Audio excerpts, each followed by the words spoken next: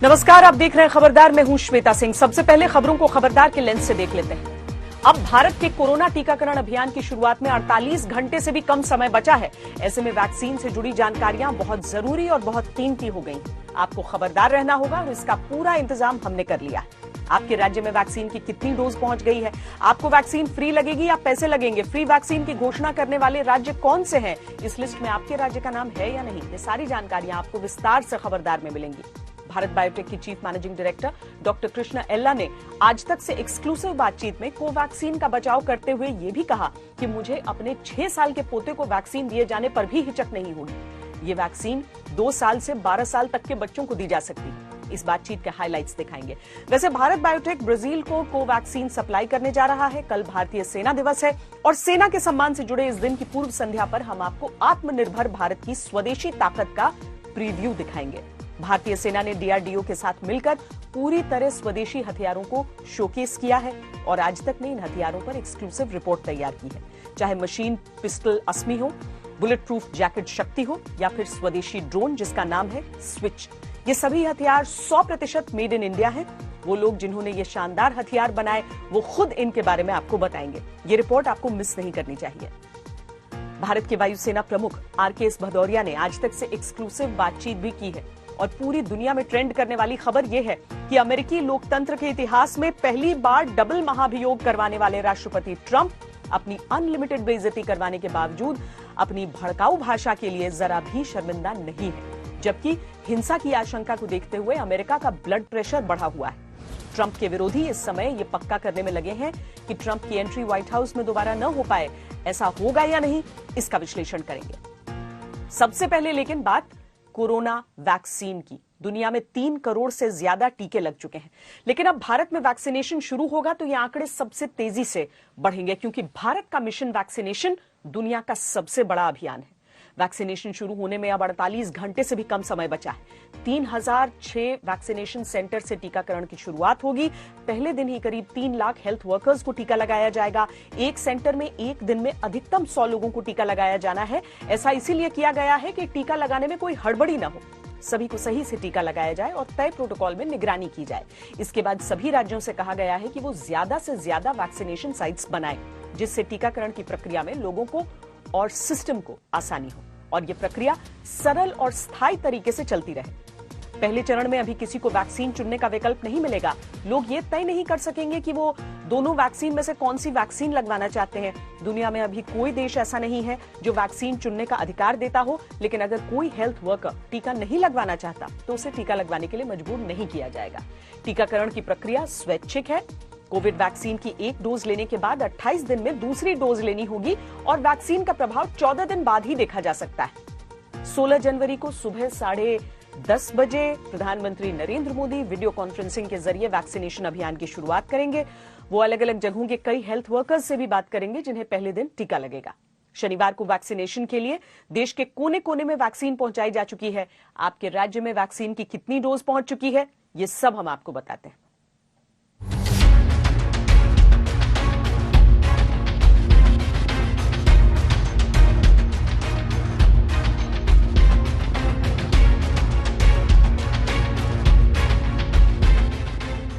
Vaccination के लिए देश का कोना कोना तैयार है।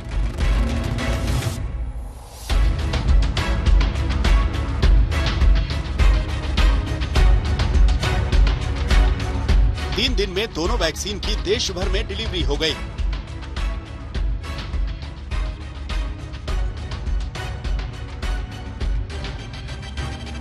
पुणे और हैदराबाद से वैक्सीन वायल्स यानी वैक्सीन की शीशियों के बॉक्स राज्यों तक पहुंच चुके हैं।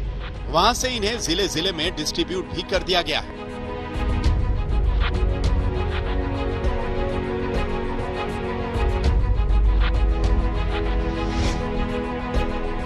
अभी सरकार ने वैक्सीन की 1 करोड़ 65 लाख डोज खरीदे, जिसमें कोविशील्ड वैक्सीन की 1 करोड़ 10 लाख डोज पुणे से देश भर के 60 जगहों पर सप्लाई हो चुकी है। स्वदेशी कोवैक्सीन की 55 लाख डोज में 2,40,000 डोज 12 राज्यों तक पहुंचाई जा चुकी है। इन दोनों वैक्सीन की खेप को अलग अलग राज्यों के हेल्थ वर्कर्स के आंकड़ों के हिसाब से राज्यों में बांटा गया है। यानी जिस राज्य में हेल्थ वर्कर्स की संख्या ज्यादा है उन्हें अभी वैक्सीन की डोज भी ज्यादा मिली है। इसमें कोई विवाद की गुंजाइश नहीं रखी गई है कि कोई भेदभाव की शिकायत करे। दिल्ली में 2,74,000 डोज पहुंच चुकी है। उत्तर प्रदेश में वैक्सीन की 10,75,000 डोज मिल चुकी है। बिहार में 5,90,000 डोज पहुंच चुकी है। झारखंड को 1,62,000 डोज मिल चुकी है। पश्चिम बंगाल को 6,44,500 डोज मिल चुकी है। राजस्थान को 5,62,500 डोज मिल चुकी है। मध्य प्रदेश को 5 लाख डोज मिल चुकी है। पहले वैक्सीन उनको जो दूसरों की जिंदगी बचाने के लिए दिन रात काम करते हैं, हमारे doctors, nurses, ward boy, paramedical staff, सफाई कर्मी। आप जानते हैं कि कोरोना महामारी में कई ने तो दूसरों की जान बचाने के लिए अपनी जान भी दी है। तो पहला प्राथमिकता समूह 4,16,000 का हमारा वो है। 16 जनवरी को 81 जगहों पर वैक्सीन लगाई जाएंगी। एक एक जगह पे लगभग एक दिन में 100 लोगों को वैक्सीन लगाई जाएगी। हफ्ते में 4 दिन वैक्सीन लगाई जाएगी। सोमवार, मंगलवार, गुरुवार और शनिवार।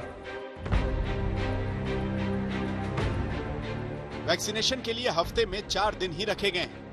सोमवार, मंगलवार, गुरुवार और शनिवार का दिन फिक्स हुआ है। हर वैक्सीनेशन सेंटर पर अधिकतम 100 लोगों को ही टीका लगना है। इसीलिए वैक्सीनेशन सेंटर के हिसाब से हर राज्य का पहले हफ्ते के लिए रोजाना का टारगेट फिक्स है।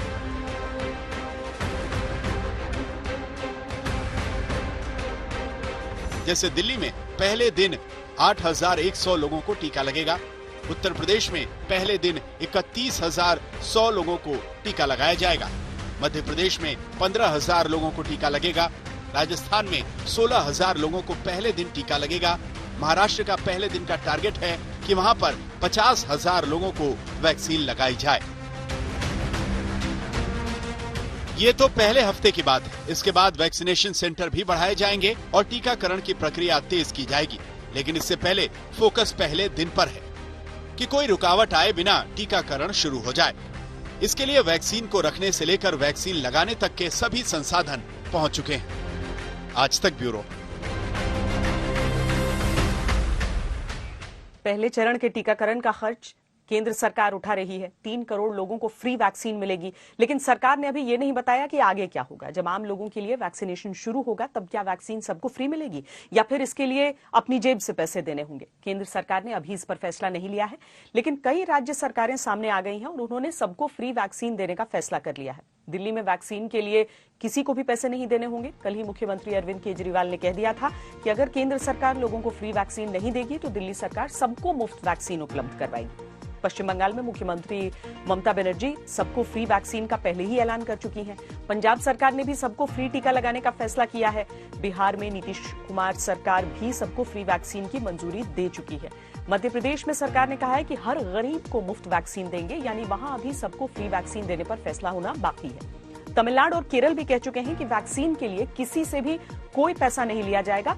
हो सकता है कि जिन राज्यों के नाम अभी नहीं आए वो आने वाले समय में फ्री वैक्सीन का ऐलान करें। यह भी हो सकता है कि खुद केंद्र सरकार फ्री वैक्सीन का ऐलान कर दे, इसीलिए अभी इंतजार करना होगा। इस महामारी ने लोगों की कमर तोड़ दी है। बाजार में 1,000 रुपए वाला टीका एक आदमी तो शायद लगवा भी ले, लेकिन उसके पूरे परिवार के लिए यह बड़ा खर्च हो जाएगा। 100 साल की सबसे बड़ी महामारी में अगर सरकारें फ्री वैक्सीन देती हैं तो लोग इसका स्वागत कर रहे हैं। भारत के वैक्सीनेशन में 2 वैक्सीन इस्तेमाल हो रही है। इसमें एक सीरम इंस्टीट्यूट की कोविशील्ड है, दूसरी कोवैक्सीन है। कोवैक्सीन पर सबसे ज्यादा सवाल उठे थे क्योंकि इसके तीसरे चरण के ट्रायल का डेटा उपलब्ध नहीं था और न ही इसके प्रभावी होने का प्रतिशत औपचारिक तौर पर बताया गया था। इसीलिए इसके विरोध में कई लोगों ने कहा कि बिना ट्रायल डेटा और बिना ये पता चले कि वैक्सीन कितना प्रभावी है, इसे इमरजेंसी इस्तेमाल की मंजूरी क्यों दी गई और क्यों इस वैक्सीन का वैक्सीनेशन अभियान में इस्तेमाल किया जा रहा है। तब सरकार ने कहा था कि हर तरह से सोच विचार करके ही कोवैक्सीन को मंजूरी दी गई है और यह वैक्सीन पूरी तरह से सुरक्षित है। हमने कोवैक्सीन बनाने वाली कंपनी भारत बायोटेक के chief managing director doctor Krishna Ella से भी बात की। उन्होंने वैक्सीन के सुरक्षित होने की पूरी गारंटी दी है। डॉक्टर एल्ला ने कहा कि उनका 6 साल का पोता है और उसे भी वैक्सीन देने में उन्हें झिझक नहीं होगी, इतना सेफ वो उसे बता रहे हैं। जहां तक डेटा की बात है तो ये अगले 4 महीने में उपलब्ध हो जाएगा। कोवैक्सीन के बारे में यह दावा किया गया कि इसे 2 साल से 12 साल के बच्चों को भी दिया जा सकता है। इसके लिए भारत बायोटेक सरकार के सामने प्रस्ताव रखने वाली है, क्योंकि बच्चों पर इस तरह की सफल वैक्सीन अगले 2 साल तक कोई नहीं बन पाएगी। यहां तक कि अमेरिका की मॉडर्ना जैसी बड़ी कंपनी भी 2022 से पहले बच्चों पर क्लिनिकल ट्रायल का डेटा नहीं दे पाएगी। कोवैक्सीन का पिछले साल सितंबर में बच्चों पर ट्रायल किया जा चुका है। भारत बायोटेक अगले 10 दिन में कई और छोटे क्लिनिकल ट्रायल करेगी। भारत में वैक्सीनेशन अभियान अभी सिर्फ 18 साल से अधिक आयु वालों के लिए है। अगर बच्चों पर कारगर कोवैक्सीन के डेटा से सरकार संतुष्ट होती है तो फिर वैक्सीनेशन में बच्चों को भी शामिल कर सकते हैं। कोरोना ने सबसे अधिक असर बच्चों की पढ़ाई पर डाला है। महामारी की वजह से उन्हें घर से बाहर ले जाने में हर परिवार को डर लगता है। इसीलिए बच्चों के लिए कारगर वैक्सीन आती है तो इससे करोड़ों परिवारों की चिंता दूर होगी। कोवैक्सीन पर डॉक्टर कृष्णा एल्ला ने हमारे सहयोगी राहुल कमल से बातचीत में क्या कहा, वो अब आपको दिखाते हैं। You're also working on a nasal vaccine. Explain, where is the nasal vaccine project? I have a child who's 5 years old. My daughter is 18 months old, and we're also very keen that our son at least goes back to school, because he's at home and we're worried about him being on the screen, and we want to send him back to school once the school's open and it's safe. Can your vaccine, sir, be given to children? Our inactivated vaccine would be the ideal to give it to 2 years to 12 months. 12 years and above, we have done already trial. So we want to put a proposal to Drug Controller General and subject expert committees soon, probably in another 10 days. To 2 years to 12 years, we want to do clinical trial quickly, phase 2B or something like that, bridging a small trial with a 300 or 500, whatever statistics says. We're going to do that because these vaccines can go to children without any problem. No, which one? No. Your Covaxin can go to children, or your nasal vaccine can go to children? No, inactivated vaccine. Your Covaxin? Inactivated, yes, Covaxin. Can go to children without any problem. We are going to put a proposal to Drug Control General of 2 years to 12 years. We want to do a trial quickly. And so that children, and actually, this vaccine will be an ideal vaccine for children. But we don't have data yet, please. Again, somebody should not get into the TV, oh, he doesn't have data. Yes, I don't have data, but I will have data probably in another 4 months. You said you'll give your grandson the vaccine. Has he got the vaccine? How old is your grandson? Will you give him the vaccine? My grandson is 6 years old. I don't mind putting on 16th vaccination. Corona vaccine के trial बच्चों पर इसलिए नहीं किए गए थे क्योंकि corona जो वायरस है वो बच्चों को प्रभावित नहीं कर रहा था, इस तरह की स्टडीज बता रही थी। लेकिन कोरोना के नए स्ट्रेन में ये बताया गया कि वो बच्चों को भी प्रभावित और संक्रमित कर सकती है। इसीलिए ये सवाल शुरू हुआ कि क्या बच्चों को भी वैक्सीन देना होगा। वैसे आज देश के 45 वैज्ञानिकों और मेडिकल प्रोफेशनल्स ने एक बयान जारी किया है। इसमें उन लोगों की सोच पर प्रहार किया गया जो दोनों कोविड वैक्सीन को मंजूरी देने पर सरकार की आलोचना कर रहे हैं और जिनके निशाने पर खास तौर पर स्वदेशी कोवैक्सीन है। इन वैज्ञानिकों और मेडिकल प्रोफेशनल्स ने कहा कि वैक्सीन पर गैर जिम्मेदार बयानों से भारत के वैज्ञानिकों की विश्वसनीयता पर संदेह फैलाने की कोशिश की जा रही है, जबकि ये वैक्सीन बनाकर भारत ने पूरी इंसानियत को एक गिफ्ट दिया है। अगर किसी को अब भी वैक्सीन पर भरोसा नहीं है तो ऐसे लोगों को यह बताना भी बहुत जरूरी है कि भारत से कोविशील्ड वैक्सीन की 20 लाख डोज लेने के लिए कल ब्राजील से एक स्पेशल प्लेन आ रही। यह भारत पर भरोसे का बहुत बड़ा सबूत है। इसीलिए तमाम अफवाहों को जानकारी और विश्वास की वैक्सीन से खत्म करना होगा और पूरी शक्ति उस वैक्सीनेशन अभियान पर लगानी होगी जो अपने आप में पूरे देश के लिए एक परीक्षा है।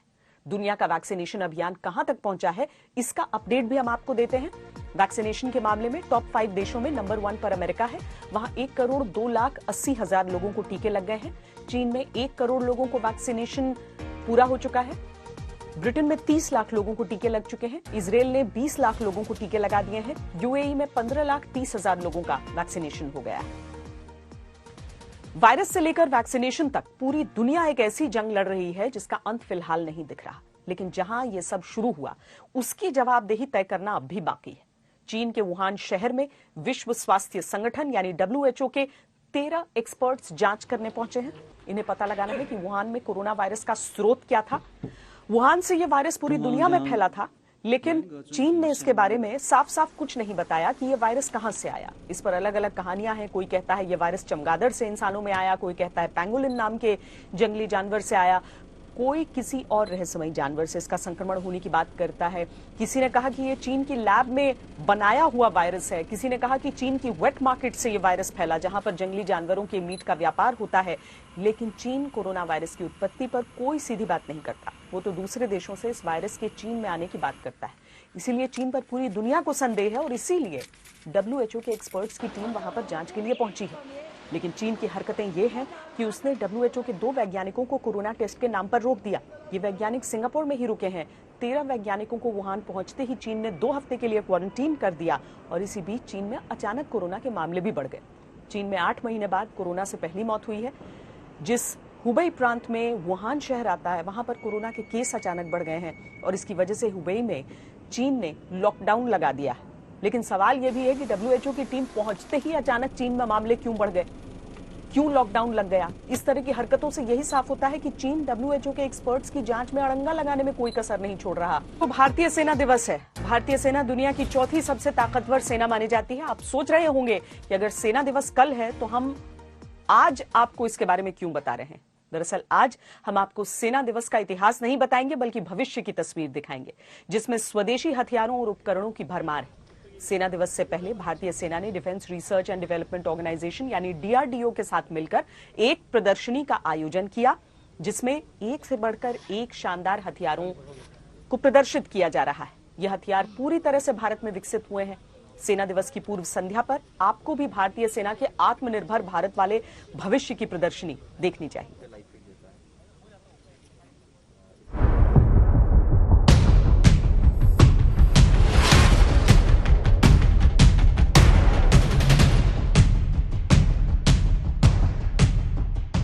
ये प्रदर्शनी सिर्फ भारतीय सेना में शामिल होने वाले हथियारों की प्रदर्शनी नहीं है, बल्कि ये प्रदर्शनी है आत्मनिर्भर भारत की। ये उन हथियारों और सैन्य उपकरणों की प्रदर्शनी है जो भारत के लिए, भारत के द्वारा और भारत में बनाए गए हैं, यानी 100% शुद्ध स्वदेशी।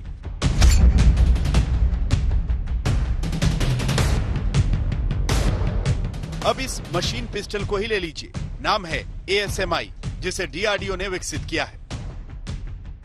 छोटी दूरी की यह मशीन पिस्टल 100 मीटर के रेंज में फायर कर सकती है। यह देश की पहली स्वदेशी मशीन पिस्टल है, जो जल्द ही भारतीय सेना में 9mm पिस्टल की जगह लेगी। इसकी अगर मारक क्षमता की हम बात करें तो नजदीक की लड़ाई के लिए यानी कि के लिए बेहतरीन हथियार के तौर पर ये काम आ सकता है। 100 मीटर की इसकी रेंज है और अब तक के जो ट्रायल हुए हैं उसमें करीब 300 राउंड फायर हुए हैं। इजराइल और दुनिया की दूसरी सेना इस तरह के हथियार का इस्तेमाल करती हैं। ये हिंदुस्तान में बनाया हुआ पहला इंडिजीनियस मशीन पिस्टल है, जिसका नाम अस्मी है। ये इन सर्विस 9mm एमिनेशन को फायर करती है। इसके अंदर 33 राउंड की हाई कैपेसिटी मैगजीन है। हथियार का बट फोल्ड हो जाता है और हथियार काफी कॉम्पैक्ट स्वरूप में कैरी किया जा सकता है। हथियार के ऊपर पूरी तरह से बनी हुई पिकेटिनी रेल है, जिससे दुनिया में मौजूद सारी स्कोप्स, ऑप्टिक्स और एसेसरीज को लगाया जा सकता है। हथियार के आगे एक फोरहैंड ग्रिप दिया गया है, जिससे फायर को अच्छी तरह से काबू किया जा सकता है। अब मिलिए भारतीय सेना के मेजर अनूप मिश्रा से, जिन्होंने बनाई है दुनिया की पहली यूनिवर्सल बुलेट प्रूफ जैकेट। ये दुनिया का पहला फ्लेक्सिबल बॉडी आर्मर यानी शारीरिक कवच है। खास बात यह है कि इसे महिला और पुरुष दोनों पहन सकते हैं। इस स्वदेशी बुलेट प्रूफ जैकेट को नाम दिया गया है शक्ति, जो अपने नाम को सार्थक बनाती है। इससे पहले जो आपने एक बुलेट प्रूफ जैकेट बनाई थी वो सेना इस्तेमाल कर रही है, और अब नई शक्ति जो यूनिवर्सल बुलेट प्रूफ जैकेट, क्या इसमें नई चीजें रखी गई, क्या खासियत है? शक्ति भारत का पहला यूनिवर्सल BPJ है और ये BPJ जो है वो दुनिया का पहला फ्लेक्सिबल बॉडी आर्मर है, जो कि मेन और वुमेन दोनों पहन सकते हैं इसको। ये लेवल 3+ और लेवल 4 दो वेरिएंट में आता है। लेवल 3+ AK-47 हार्डशील्ड कोर को कहीं भी किसी भी दिशा से रोक सकता है, और लेवल 4 जो है वो स्नाइपर राउंड को किसी भी दिशा से रोक सकता है। सेना दिवस से पहले भारतीय सेना और DRDO ने मेड इन इंडिया हथियारों के साथ साथ मेड इन इंडिया ड्रोन्स भी लॉन्च किए हैं। ऐसा ही एक ड्रोन है स्विच, जिसे एक भारतीय कंपनी ने तैयार किया है। ये ड्रोन 4500 मीटर की ऊंचाई पर लगातार 2 घंटे उड़ान भर सकता है। दिन हो या रात सीमाओं पर नजर रख सकता है और 15 किलोमीटर के दायरे में निगरानी रख सकता है। सिर्फ 7 किलो वजनी इस देसी ड्रोन की खास बात यह है कि इसे एक बैग में रखकर ले जाया जा सकता है। भारतीय सेना ने सीमाओं पर निगरानी को और बेहतर बनाने के लिए स्विच ड्रोन की खरीद के लिए समझौता भी कर लिया है।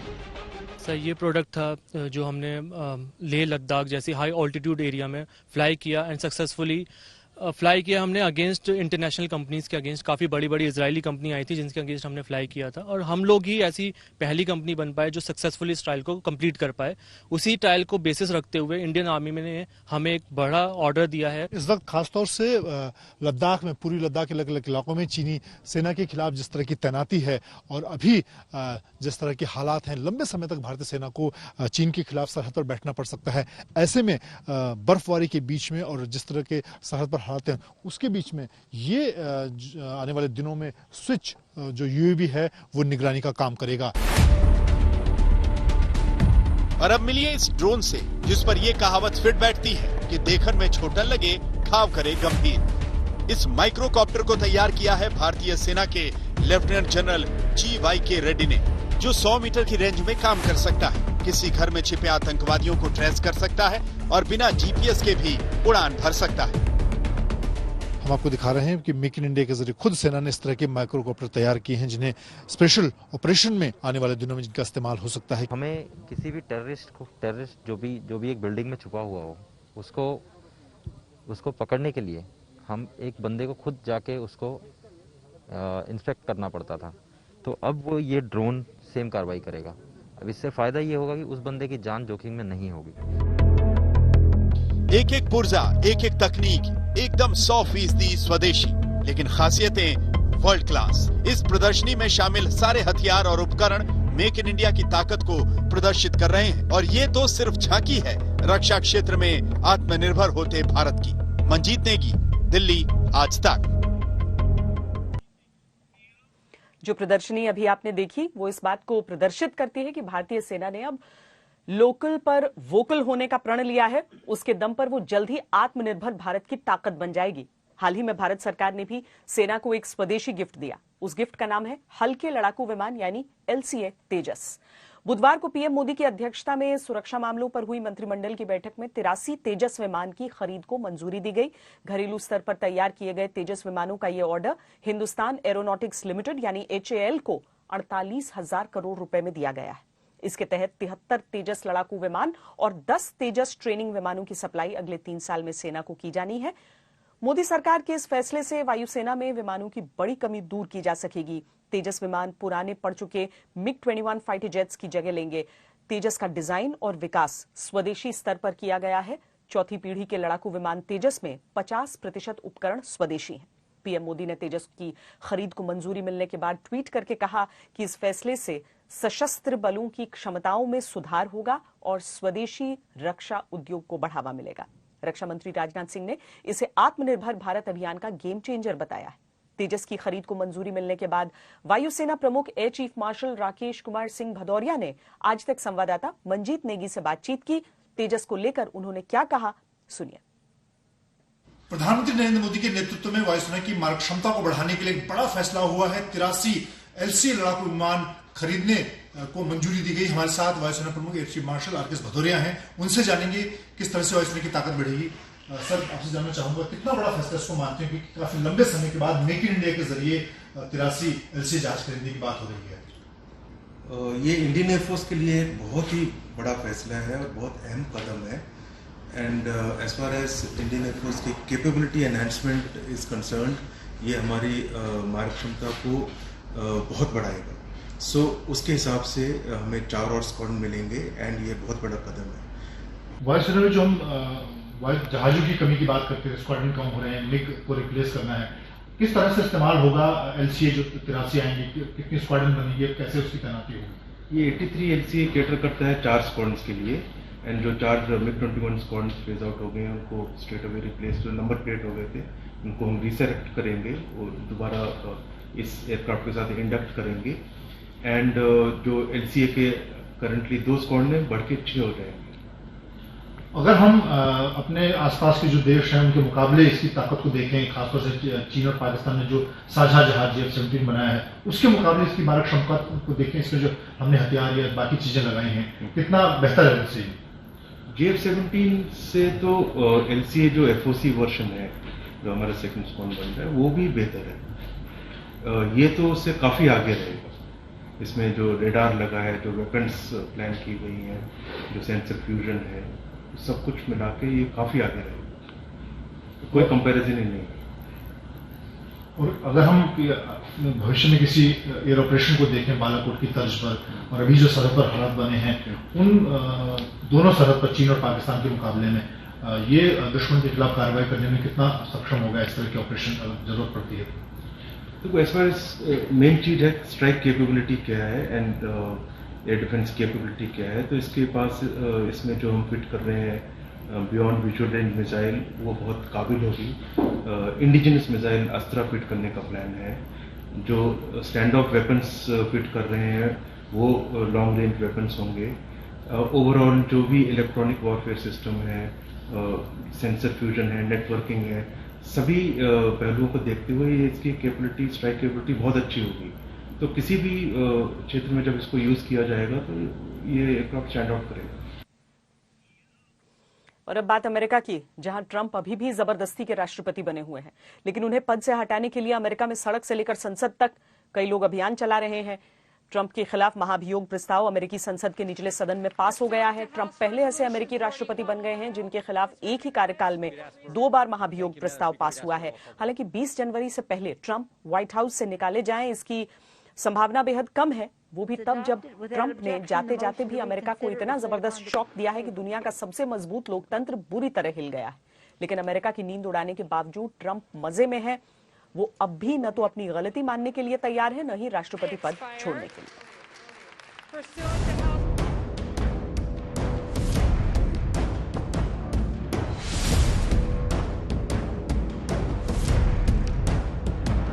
अमेरिकी संसद की अभूतपूर्व सुरक्षा व्यवस्था के बीच अभूतपूर्व विषय पर वोटिंग हुई और अभूतपूर्व फैसला सुनाया गया। On this vote, the ayes are 232, the nays are 197. The resolution is adopted. Without objection, the motion to reconsider is laid upon the table. राष्ट्रपति डोनाल्ड ट्रंप ने जिस तरह से अमेरिकी लोकतंत्र का मजाक उड़ाया, वो अभूतपूर्व था। ट्रंप के समर्थकों ने जिस तरह कैपिटल हिल को निशाना बनाया, वो अभूतपूर्व था। इसलिए ट्रंप को मिलने वाली सजा भी अभूतपूर्व होगी, अगर मिल पाई तो।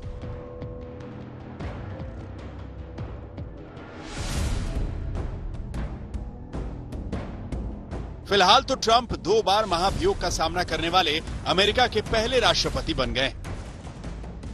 We know that the President of the United States incited this insurrection, this armed rebellion against our common country. He must go. He is a clear and present danger to the nation that we all love.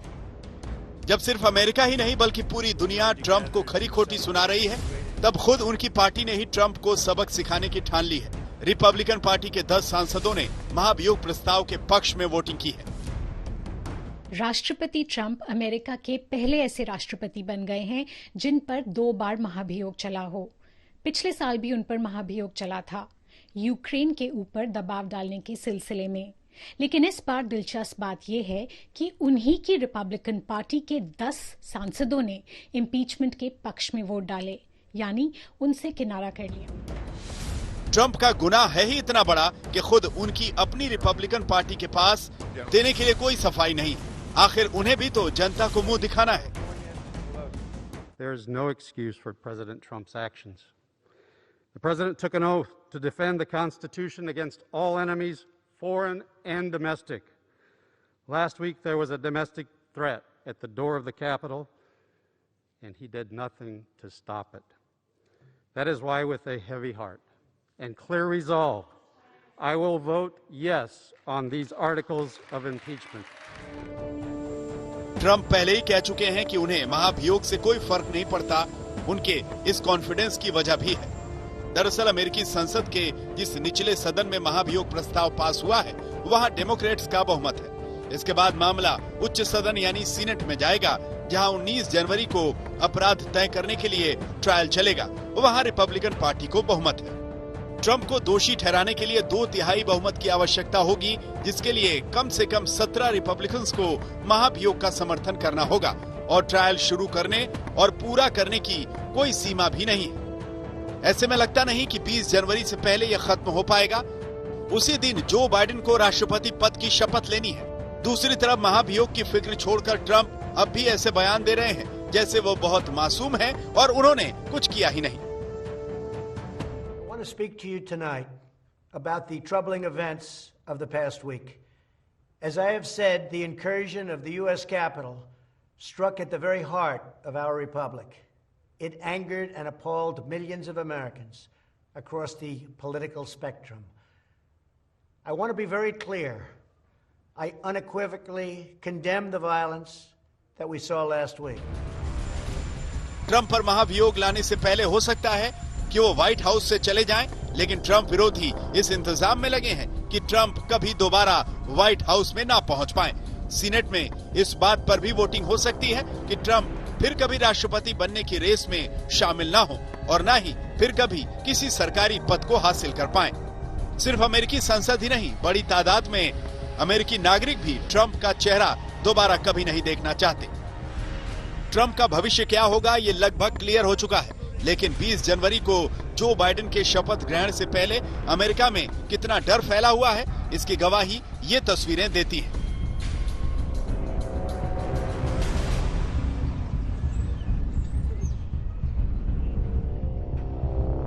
Capitol Hill में तैनात national guards के जवान shift के बीच में जमीन पर सो रहे हैं। किसी को भी घर जाने की इजाजत नहीं है। कैपिटल हिल को किले में तब्दील कर दिया गया है। पूरे वॉशिंगटन डीसी में नेशनल गार्ड्स के 10,000 जवान तैनात किए गए हैं, क्योंकि अमेरिका को ना तो ट्रंप पर भरोसा है, ना ही सुरक्षा एजेंसियों को ट्रंप के समर्थकों पर। वो क्या कर सकते हैं अमेरिका देख चुका है, भुगत चुका है।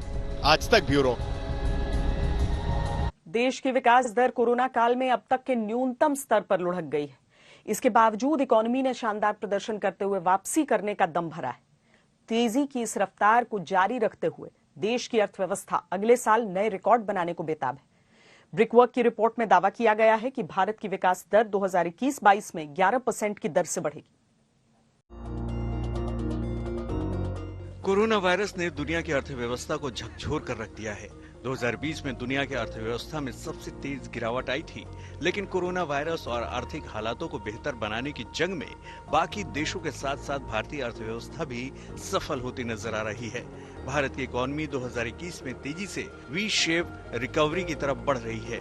घरेलू रेटिंग एजेंसी ब्रिकवर्क की एक रिपोर्ट में कहा गया है कि आर्थिक गतिविधियों में सुधार के असर से 2021-22 में देश की जीडीपी की विकास दर 11% तक जा सकती है।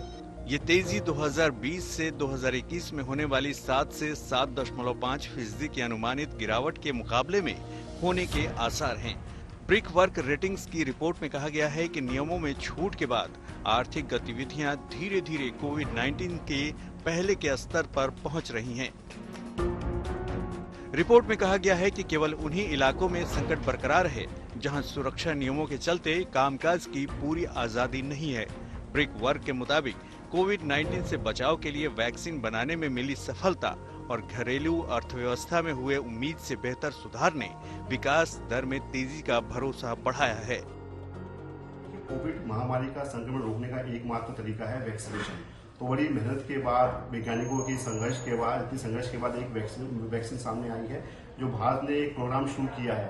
तो जितने भी डाटा आए हैं उन डाटा में हमारी सर्वनिर्मित वैक्सीन जो है और जो भारत के सहयोग से वैक्सीन है, दोनों ही वैक्सीन काफी इफेक्टिव है।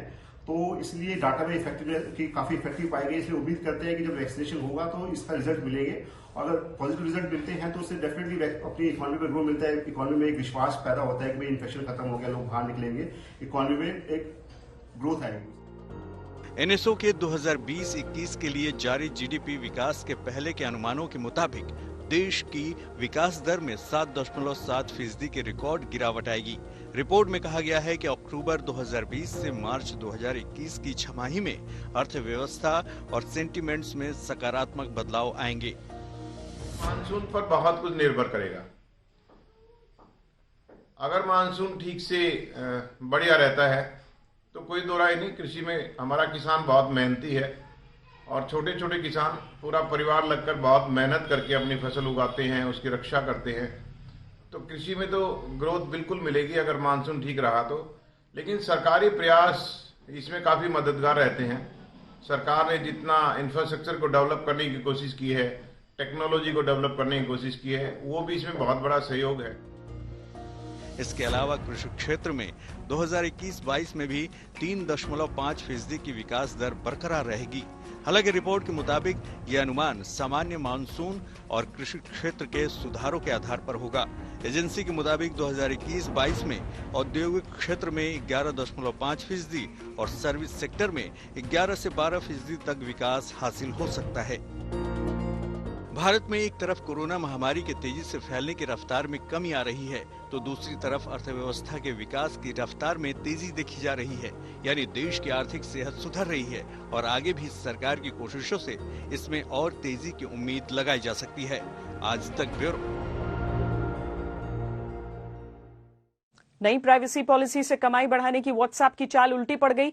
सिग्नल ऐप व्हाट्सएप का सबसे बड़ा सरदर्द बनकर उभरा है। साथ ही रेवेन्यू के मामले में यूट्यूब को नंबर 1 से खिसकाने की व्हाट्सएप की मुहिम भी फेल होनी तय है।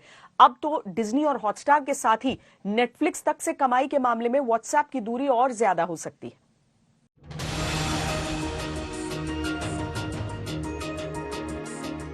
अभी तक केवल YouTube के साथ मुकाबला करने वाले WhatsApp ने अपनी प्राइवेसी पॉलिसी में बदलाव से अब सिग्नल को भी सोशल मीडिया दिग्गज की रेस में आने का मौका दे दिया।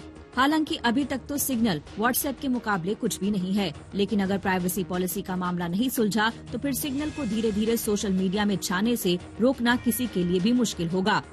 वैसे भी सिग्नल के को-फाउंडर ब्रायन अल्टन 2009 में व्हाट्सएप के को-फाउंडर थे। ऐसे में उनकी महारत किसी तरह से सिग्नल को व्हाट्सएप का सबसे बड़ा प्रतिद्वंदी बना सकती है। ये समझना ज्यादा मुश्किल नहीं है। फिलहाल तो व्हाट्सएप सोशल मीडिया ऐप की दुनिया में यूट्यूब के साथ ही मुकाबला कर रहा है।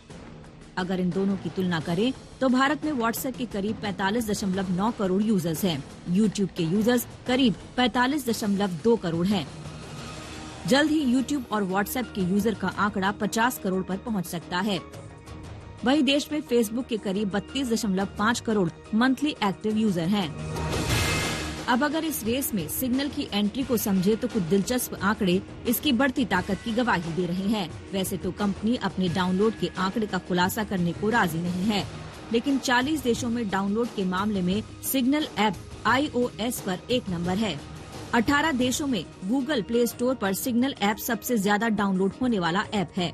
3 दिनों में इन दोनों पर सिग्नल ऐप के 1 करोड़ से ज्यादा डाउनलोड किए गए हैं। हालांकि ये आंकड़े दुनिया भर के हैं और कंपनी के मुताबिक भारत में उसे उम्मीद से बेहतर रिस्पांस मिला है, यानी इनमें भारत की हिस्सेदारी अभी लाखों में ही होगी। जबकि भारत में ऐप एनी के मुताबिक दिसंबर 2020 तक एंड्रॉइड फोन और टैबलेट पर 42.5 करोड़ एक्टिव यूजर थे। ऐसे में अगले 1 से 2 साल में सिग्नल ऐप का टारगेट भारत में 100 से 200 करोड़ यूजर का है। इसकी एक बड़ी वजह भारत का बेहद बड़ा इंटरनेट यूजर बेस है। कोरोना काल ने तो इसे बढ़ाने में और मदद की है। भारत में 2010 में करीब 5 करोड़ इंटरनेट ग्राहक थे। 2020 के आखिर में ये आंकड़ा 60 करोड़ पर पहुंच गया। इन सब आंकड़ों के बावजूद व्हाट्सएप को हराना फिलहाल मुश्किल नहीं, नामुमकिन है। ऐप एनी की रिपोर्ट के मुताबिक भारत में भले ही अब व्हाट्सएप के डाउनलोड होने की स्पीड धीमी हो गई हो, लेकिन इनके पुराने यूजर्स का भरोसा इन पर बना हुआ है।